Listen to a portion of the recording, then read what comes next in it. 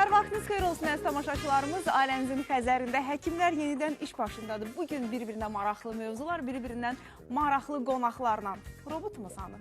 Bir-birindən maraqlı qonaqlarla sizin qarşınızdayıq və odur ki, ekrana biraz daha yaxın əyləşin. Çünki bugün bizim, belə deyək ki, bəşəriyyətin problemi olan baş ağrılarından, bel ağrılarından, gözəlləşməyin sirlərindən danışacağıq. Bugün bir çox doğru bildiyimiz yanlışlara açıqlama gətirəcəyik. Odur ki, çox diqqətli olun və bizim Instagram səhifəmizdən də Həkim Altxət İş Instagram səhifəsindən də suallarınızı bizə ünvanlaya bilərsiniz. Çünki bugün çox geniş mövzular əhatə edəcəyik. Həm baş ağrılarından danışacağıq, həm müasir plastik cərrahiyyədən danışacağıq, həm dietologiyadan danışacağıq. Görək ki, elə qidalar varmı ki, bizi plastik cərrahi əməliyyatlardan qoruya bilər? Bütün bu mövzulara bugün bu studiyada açıqlama gətiriləcək. Elə ilk qonağımızı HB Güvən Klinikasından dəvət etmişik. İlk öncə istəyirəm onun haqqında məlumat verim, daha sonra isə studiyamıza dəvət edim.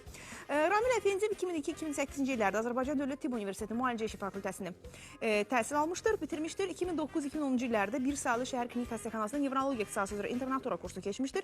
2011-ci ildən 2014-cü ilə qədər Türkiyənin Qazi Universitetində ümumi nevroloji, 2015-ci ildə EG və MEG üzrə təkmilləşmə kursu keçmişdir. Hal-hazırda HB Güvən Klinikasında nevrologiya şöbəsində nevropatoloq, EG və MEG üzrə həkim, neyrofizioloq kimi fəaliyyət göstərir. İndi o EG, MEG nədir? Onu birazdan burada biləcəksiniz. Ramil Əfendiyev, buyurun doktor. Hoş gəldiniz. Necəsiz? Mən dəvət edirəm sizi biraz, biz əyləşək, başlayaq söhbətimizə. Sonra lazım olarsa keçər elə monitorun qarşısına da.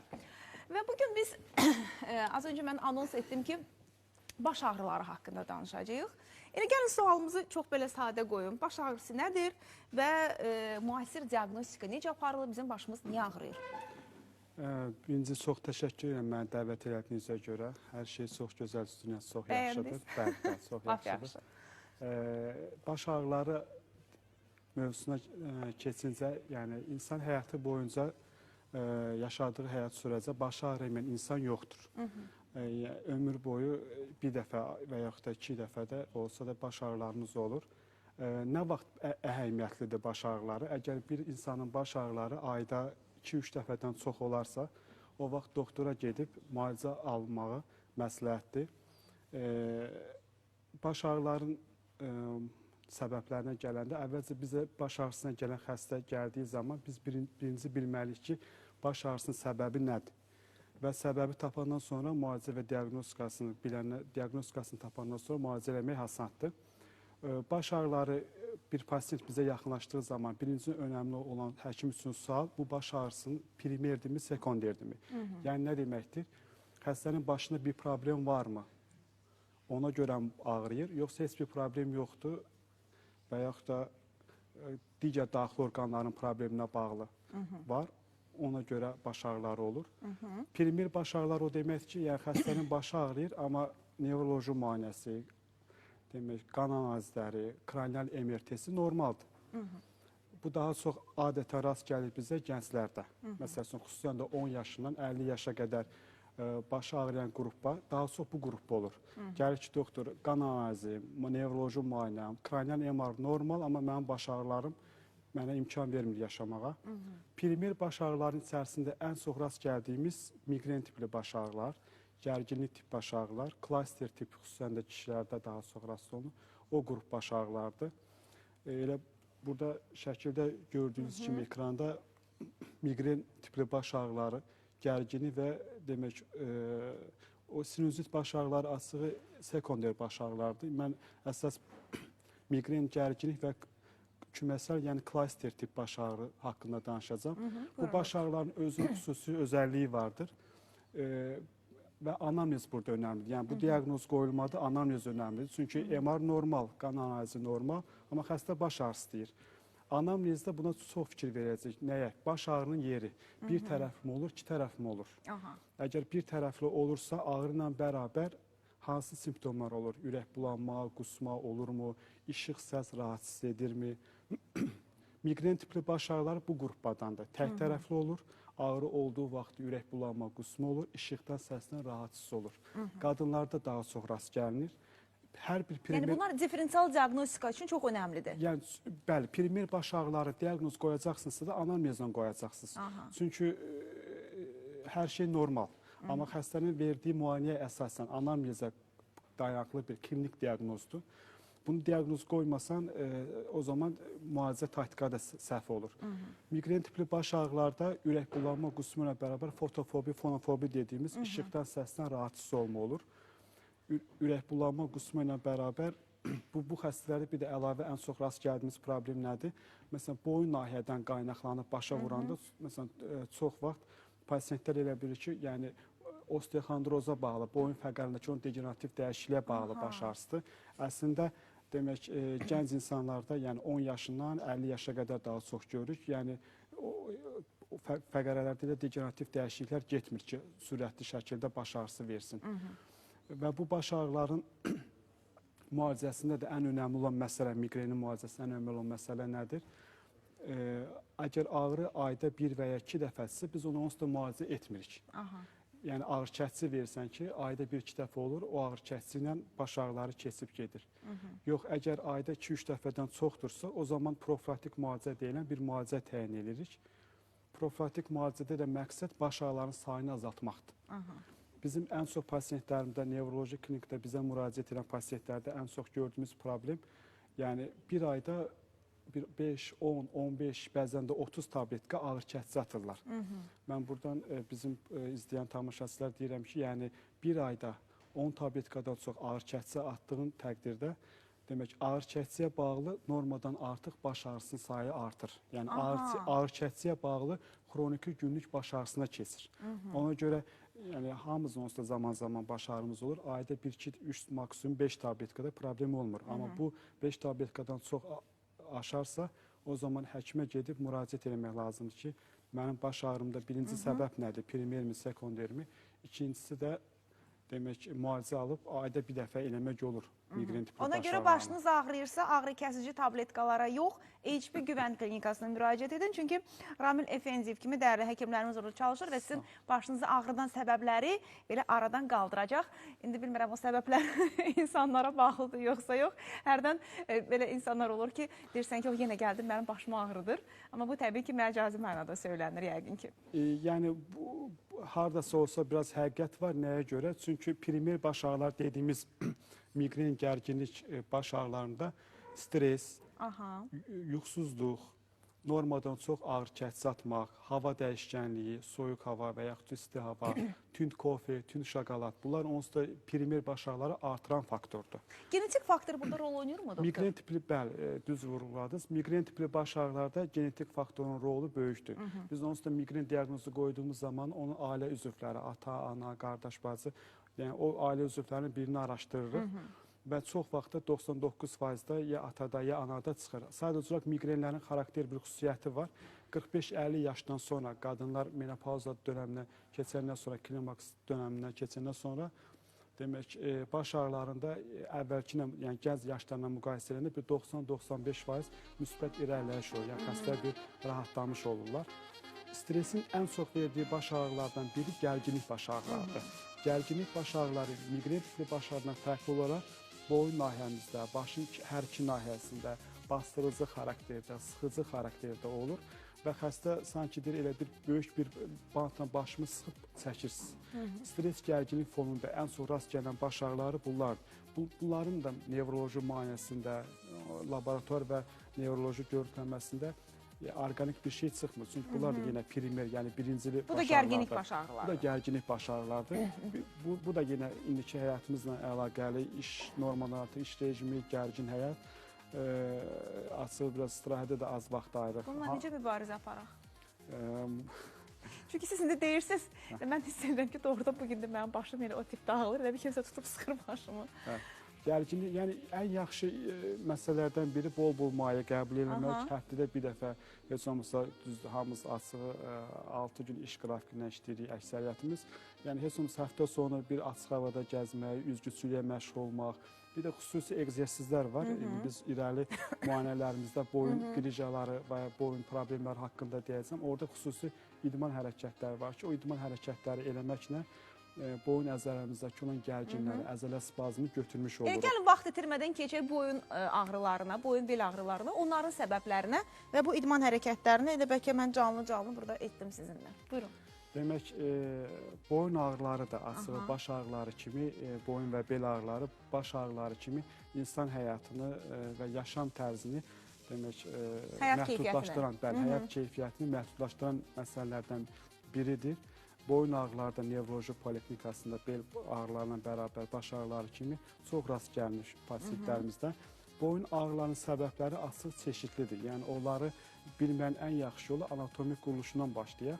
Misal üçün, boyumuzda nə var? Birinci əzələ. Dərin altında bir əzələ yerləşir. Ən çox rast gəldiyimiz boyun ağrılarının problemi əzələ spazmıdır. Əzələ spazmının kökündə daha çox cavanlarda, gənc insanlarda rast gəlinir. Stres gərginlik fonunda əzələdə toksinlər əmələ gəlir. Onların bir hissəsi artır, bir hissəsi artımır və əzələdə spazm olur. Bunun da klinik xüsusiyyəti budur ki, pasiyent deyir ki, doktor, başımı hərəkət eləyə bilmirəm. Yəni, bir stres keçirdim, bir gərginlik oldu. Ondan sonra boynum tutuldu, qaldı. Sağa, sola, arxaya, önə doğru hərəkətlərim çox çətindir. Hətta deyirlər ki, yəqin başını yastıqdan düşüb. Yoxsa o fərqli bir şeydir. Yox, sərt, yuxudakı olan yanlış bir pozisyon da, sərt bir pozisyon da baş ağrısına səbəb, boyun ağrılarına səbəb olur. Amma mən dediyim daha çox o da əzələ spazm verir əlbəttə. Daha çox gərginlik fonunda olur. Məsələn, xəstəyə sağa dön və yaxud sola dön, yuxarı fleksion, ekstensiyon, boynu az büş dediyimiz zaman da bu hərəkətləri çətin eləyir. İkinci, əzələdən sonra nə gəlir? Birinci əzələ spazm oldu. İkincisi, demək, boyun fəqər arasındakı olan qığırdaq. Boyun fəqər arasındakı olan qığırdaq, demək, mən onu slaydda göstərim sizə. Bax, bu boyun fəqər arasındakı olan qığırdaq, xüsusən disk problemləri indiki dövrdə ən çox yayılan problemdir. Qığırdaqda nə ola bilər? Protruz ola bilər, demək, qrij ola bilər. Sonraki etapda da, yəni, yırtıq olub, fəqər arası disk yırtıq olur. Sonraki etapda mərhələdə də sümüklərdə artıq girintili çıxıntılar və lap sonraki etapda da incəlmiş və yeni demək, osteofitlər əmələ gəlmiş, yəni sümük destruksiyasından da pozğunluq olur. Bunların da kökündə əsas nə durur? Maddəli mübadiləsinin pozğunluğu, ondan sonra az hərəkətsizlik daha çox rast gəlinir və bunlar olduğu zaman da bizim demək, sinirlərimizi sıxır. Boyun qrijasının, demək, boyun ağrılarının səbəblərindən biridir, fəqər arası disk yırtıq. Sinirlərimizin sıxdığı zamanı hansı siniri sıxırsa da həmin sinirə uyğun da əlimizdə uyuşma, keyləşmə, gücsüzlük hiss olunur. Yəni, əzələ spazmında nə ilə diaqnostika edirik? Əlimizdə uyuşma, keyləşmə, ondan sonra gücdə, reflekslərdə bir problem olmur. Əgər bunlar varsa, demək, o zaman bizim boyumuzda bir problem var deməkdir. Məsəl üçün, bizi izləyən tamaşaçılara da bir test deyim. Sputnik testi deyirlər. Yəni, ağrıyan tərəfə kimin boynu ağrıyırsa, bilmək istəyirsə, məndə disk problemi varmı? Yəni, servikal radikulopatiya varmı, yoxmu? Ağrıyan tərəfə boynu əyirik və əyirdən sonra yuxarıdan aşağıya doğru düz onu həkim eləməlidir. Sol tərəfdəki ağrıyırsa, sola əyirik və yuxarıdan aşağıya doğru, təpədən aşağıya təzyiq göstəririk. Əgər diskimizdə problem varsa da, hansı siniri sıxırsa, oradan qolumuza vuran ağrı olur. O varsa, demək, bizim, demək, spesifik testidir. O varsa, demək, o demək ki, bizim həqiqətən boyumuzda bir problem vardır. Bəs o boynu tutub belə xırtıldadırlar, ki, gəl mən bir dənə boynumu xırtıldadım, keçəcək ağrı. O nə dərəcədə düzgündür? Bəli, belə deyim, anatomik olaraq hər bir ümumiyyətlə boyumuzu açmaq, önə doğru əymək, sağa sola, o normal şəkildə olar. Amma normadan artıq çevirdiyi zaman, o açıq başqa bir mövzuya keçir, arterial disseksion deyirlər. Yəni, demək, damara travma verib, hematom əmələ gələ bilər damar divarında. Ona görə normadan artıq anatomik hərəkətdən artıq, demək, bir insan boyun açma, bükmə hərəkəti eləyirsə də eləməməlidir, təhlükəlidir. Arterial disseksion deyilən bir problem var, beyin qan dövranı pozulluğuna verir gələcəkdə. Elə bir problemlər yaradır. Aydındır. Əziz tamaşaçılar, nəzərinizə çatdırım ki, qonağımız HP Güvən Klinikası nevropatoloq, EEG və EMG üzrə həkim nevrofizioloqu doktor Ramil Efendiyevdir. Odur ki, sizin də elə bir problemləriniz varsa, bu elanı oxuyuram mı? Yalnız bir ay ərzində. Bu elan yəqin ki, bizim efirdə gedəcək. Buyurun, doktor, biz davam edək boyun ağrıları mövzusunda. Əgər deyək ki, bu disk yırtığı varsa və yaxud protruziya varsa, burada müalicə taktikası necə olur? Demək, boyun ağrılarının səbəblərindən əzələ spazmı, fəqərası disk yırtığı, sonrakı etaplardan biri də demək revmatizmal xəstələr, bir də sümüyün özünə bağlı, məsəl üçün onkoloji şişlər, sümük şişlərlə boyun yırtığı verir. Ona görə biz əvvəlcə bunu ayırd eləməliyik ki, boyun ağrısının səbəbi nədir? Əgər fəqərası disk yırtığına bağlıdırsa, burada önəmli olan iki məsələdir. Xəstəni konservativ müalicə eləyək, yoxsa demək cərrahi müalicə eləyək. O vaxt konservativ müalicə olunur ki, pasientdə, əgər xəstədə irəliləyən bir demək gücsüzlük varsa, əgər hissiyyat pozğunluğu varsa, əzələdə atrofiya varsa, yəni əzələnin həcminin kütləsində azalma varsa, reflekslər almır və 2-3 aydan artıq aparılan konservativ müalicəyə baxmayaraq pasiyentin ağrıları davam edirsə, bu o zaman demək göstəriş olaraq cərrahidir. Bir də servikal miyelopati dediyimiz, hansı ki, demək burada mən bu şəkildə bir şey göstərmək istəyirəm. Buyurun, gəlin. Məsəl üçün, burada demək siniri sıxır. Siz əlinizi ekrana toxundurmayın, çünki onda dəyişir slayd. Burada siniri sıxır, amma o sərdəki onurğa beyində. Onurğa beyni sıxarsa da... Buradan siniri sıxır? Bəli, buradakı onurğa beyində. Onurğa beyni sıxarsa, həmin vaxtda onurğa beyində demək hiperintensiv, yəni ağ ləkə dediyimiz bir ləkə əmələ gəlir. Buna deyilər servikal miyelopati. Servikal miyelopati olan bir pasiyentin adətən konservativ müalicəsi demək olar ki, mümkün deyil. Ona deyilər spinal stenoz. O beldə də həmin məsələ olur. O aslında cərrahidir. Amma onlar yoxdursa da sadəcə gücümüz, hissiyatımız, xüsusən də motor müayinə önəmli, güc müayinəsi önəmlidir. Orada bir demək problemimiz yoxsa da, ağrı ön plandasa, reflekslərimiz qaydasındasa da konservativ müalicə ön plandadır. Konservativ müalicədə birinci, biz bu siniri sıxdığına görə burada iltihab əmələ gəlir. Bizim əvvəlcə müalicəmiz oradakı olan iltihabı götürüb ağrıları götürmək. İkincisi isə həmin vaxtda reflektor olaraq demək əzələ spazmı əmələ gəlir. İkinci kurs müalicəmiz əzələ spazmını götürmək. Bundan sonra xəstəyə demək pasiyentə qığırdaq qoruyan kondroprotektor dediyimiz müalicə var, o ikinci kurda, bir 15 gün bunu edirik fizioterapiya ilə bərabər. Sonraki etapda qığırdaq qoruyan və xəstəmizə artıq çəki, düzgün oturmaq, düzgün qalxmaq, boyun və bel əzələrini qüvvətləndirən idman hərəkətləri var. Yəni hamımızın elimizdə asılı internet var, yəni bel və boyun fıtığında yapılan egzersizlər, idman hərəkətlər yazıldığı zaman çıxır və onları eləmək lazımdır. 50-55 yaşa qədər, yəni gənc yaşından 55-60 yaşa qədər fəqərası disk yırtığı böyümədisə də, adətən 60 yaşdan sonra böyümə ehtimalı demək olar ki, 90% mümkün deyil. Elə fəqərası disk yırtığının da ən çox əmələ gəlmə səbəblərindən demək, daha doğrusu yaşına görə rast gəlməyinizdən baxsaq, ən çox elə 20 yaşından 50 yaş arasında rast gəlinir. Yəni, bir insan 50-60 yaşa qədər, 55 yaşa qədər demək, MRT olub, əgər disk yırtığı yoxdursa da, sonraki etapda əmələ gəlmə ehtimalı az olur. Amma uşaqlarda niyə olmur? Çünki uşaqlarda fəqərası disk yırtığı rast gəlinmirik. Niyə? Çünki uşaqlarda o, demək, buradakı olan bu sümükdür, bu da fəqərədir. Bu arasındakı olan fəqərası disk yırtığı. Fəqərası diskdir. Bu disk, demək, jelatina bənzər nüvə və həlqə var. Bu qan dövranından, demək, qidalanır. 16 yaşdan sonra o qan dövranı orada problem, demək, obliterasiya olur və diffuz yolla qidalanır. Qidalanan kimi diskdə bax, belə gördüyümüz kimi problemlər əmələ gəlir. Aydındır. Əziz tamaşaçılar, nəzərinizə çatdırım ki, qonağımız HP Güvən Klinikası nevropatoloq, EG və EMG üzrə həkim neyrofizioloqu doktor Ramil Efendiyev. Ramil doktor, mən də bayaqdan EMG, EG danışıram. Gəlin biz elə tamaşaçılarımıza məlumat verək ki, bu EMG nədir, elektromiyografiya nədir, hansı hallarda bizim dadımıza çatır və nə üçün müasir nevrologiya bu müayinəyə bu qədər üstünlük verir? Demək, EMG dediyimiz, yəni elektroneyromiyografiyadır.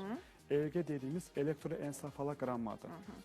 Bugünkü mövzumuz açığı elektromiyografiya haqqında mən danışmaq istəyirəm. Elektromiyografiya periferik sinir sistemi, yəni onurğamız və yaxud da demək beynimizdən çıxan sinirlər, sinir periferik sinir, onların kökləri və sinirin əzələyə birləşdiyi yer və əzələ haqqında məlumat verir. Elektromiyografi nətər, məsəl üçün, mərkəzdə bir problem olanda MRT istədiyimiz kimi periferiyadır. Yəni, əlimizdə, ayağımızda uyuşma, keyləşmə varsa, əzələndə gücsüzlük varsa, elektromiyografiya vasitəsilə biz bunu ayırt edirik ki, bu periferikdirmi?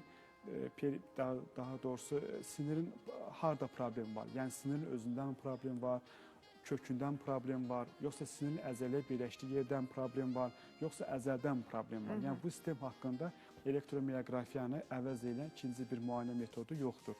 Elektromioqrafiyada demək iki yolla demək baxırıq pasientlərimizə. Demək əvvəlcə sinirə stimulyasiya verərək onun keçiriciliyinə baxırıq. Demək bizim laboratoriyada olan bir müayinəni göstərim.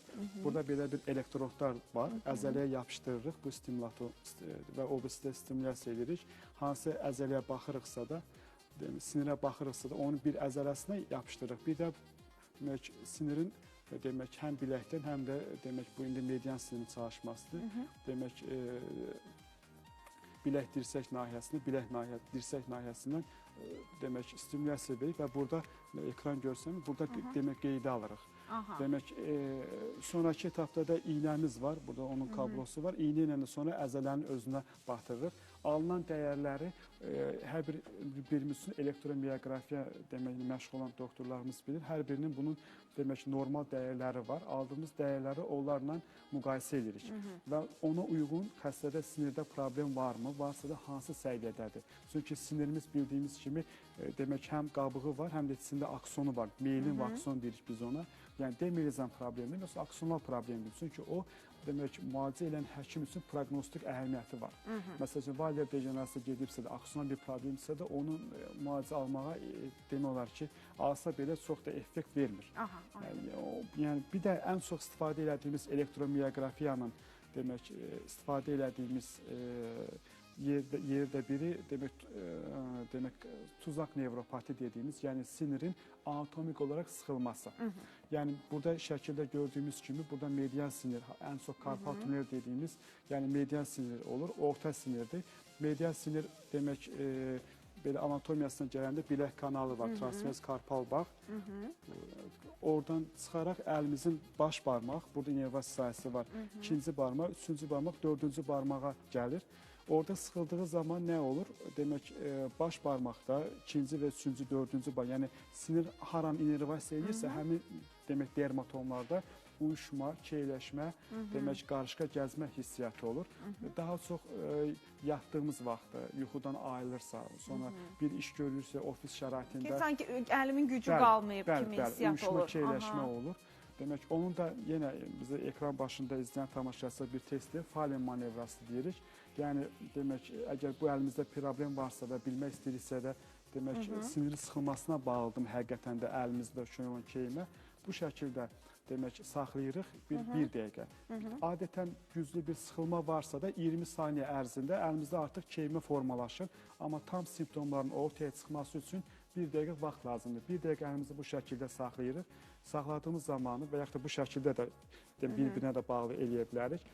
Bu şəkildə saxladığımız zamanı əgər əlimizdə uyuşma, keyləşmə artırsa, o zaman elektromioqrafiya müayinəsi eləyib sinirin sıxılmanı təsdiqlənirsə, sinirin sıxılmağına görə ya konservativmi, ya cərrahimi müalicəsini seçmək lazımdır. Nəyə görə? Çünki sinirin... Bir dəqiqə keçsin deyəcəm. Çünki sinir sıxılarsa, buradakı olan əzələr, yəni abductor pollicis brevis əzələsi sonraki etapda atrofiyaya gedir. Yəni əlimiz uyuşa-uyuşa gedirik və sallaya-sallaya gəzirik, amma həkimə getmirik. Sonraki etapda uyuşma, keyləşmiş davam edirsə, sonra burada abductor pollicis brevis dediyimiz, yəni baş barmağı uzaqlaşdıran bir əzələmiz var. O əzələ demək denervasiya, atrofiyaya gedir. Atrofiyaya getdiyinə görə demək, hərəkətsiz qalır. Yəni bunun müalicəsi varmı bugün? Müalicəsi var. Müalicəsi var. Tam müalicə oluna bilir. Yüngül, orta dərəcəsi də dərman müalicəsi, elektromioqrafi biz tapırıq. Ağır dərəcəsi də əməliyyatla edirik. İkinci sinir sıxılmağımız kubital tuneldir. Bu da ulnar sinirin sıxılmasıdır. Demək, bu dördüncü və üzük barmaqda uyuşma, keyləşmə olur. Sinir sıxılmaları ən çox kimlərdə görülür? Hamilə qadınlarda, şəkərli xəstələrdə, hipotiroid, zobu problemi olan xəstələrdə, bir də daha çox evdar qadınlarda biləkdən bu şəkildə çoxlu fleksion və demək ekstrason işləv görən qadınlarda ən çox rast gəlinir. Amma qorxmasınlar, vaxtında müalicə olanda əzələlər atrofiyaya getmir. və dərman vasitəsilə konservativ müalicə ilə həll olur. Həll olur, aydındır. Əziz tamaşaçılar, nəzərinizə çatdırım ki, qonağımız HP Güvən Klinikası nevropatoloqu, EQ və EMQ üzrə mütəxəssis həkim neyrofizioloq doktor Ramil Efendiyevidir. Biz və son sizin müraciətiniz varsa tamaşaçılarımıza eşidək, sağollaşaq. Demək, yenə bir daha sizə çox təşəkkür edirəm. Siz sağ olun ki, dəyərli vaxtınızı ayırdınız, gəldiniz. Allah hamıya uzun ömür, can sağlığı versin, Allah hamıya şəfa versin. Təşəkkür edirəm. Çox sağ olun doktor. Şad oldum sizi tanımağıma. Pırtımızı da geri alın. Çünki indi digər həkimlər də gələcək. Buradan sizi yola salım, sağ olun. Və siz də əziz tamaşaçılarımız hər birimizin güvəndiyi HP Güvən Klinikasına müraciət edirsiniz. Ya başınız ağrıyırsa, boynunuz ağrıyırsa, beliniz ağrıyırsa və ya doktorumuzun qeyd etdiyi şikayətlərdən hər hansı biri sizdə varsa. Növbəti qonağımızı dəvət etməzdən öncə mən istəyirəm sizə bizim sponsorumuz haqqında məlumat verir. Verilişimizin sponsoru Səlis Danışıq Loqopedik və Psixoloji Mərkəzi. Səlis Danışıq Loqopedik və Psixoloji Mərkəzdə uşaqlarınızın nitq və psixoloji problemlərini aradan qaldıra bilərsiniz. Bu mərkəzdə bir çox yeniliklər var. Səlis Danışıq Loqopedik və Psixoloji Mərkəz valideynlərin rahatlığını, uşaqların problemlərinin tam təmin olunmasına zəmanət verir. Əgər uşağınızda kəkələmə problemi varsa, birbaşa Səlis Danışıq Loqopedik və Psixoloji Mərkəzə müraciət edin. Çünki ən son avadanlıqla uşağınızda bir aya 80%-ə qədər kəkələməyə son qoymaq mümkündür. Əgər uşağınızda eşitmə problemi varsa, bu problemi də aradan qaldırmaq üçün Səlis Danışıq Loqopedik və Psixoloji Mərkəzdə xüsusi koxulyar otaq istifadəyə verilir. Bu otaqda xüsusi səsləndirmə qurğuları ilə təchiz olunub ki, bu da uşağın danışmasında böyük rol oynayır. Xəstə uşaqlar üçün gündüz adılmış qruplar təşkil edilir ki, burada uşaqlarla 1-2 saat deyil, gün ərzində iş aparılır. Səlis Danışıq sizə peşəkarları vəd etmir, onları təqdim edir. Səlis Danışıq Loqopedik və Psixoloji Mərkəz Nərimanov rayonu Fətəli xan Xoyski küçəsində yerləşir, 169A ünvanında. Əlaqə nömrələrini isə ekranlarda görürsünüz. Təşəkkürlər bizim sponsorumuz Səlis Danışıq və verin, suyumu verin. Gəlin buradan alım suyumu. Canlı yayımdır. Suyum da canlı gəlsin. Və biz təşəkkür edirik bizim sponsorumuz Səlis Danışıq Loqopedik və Psixoloji Mərkəzə. Və hansı kameraya baxıram? İslam sənə?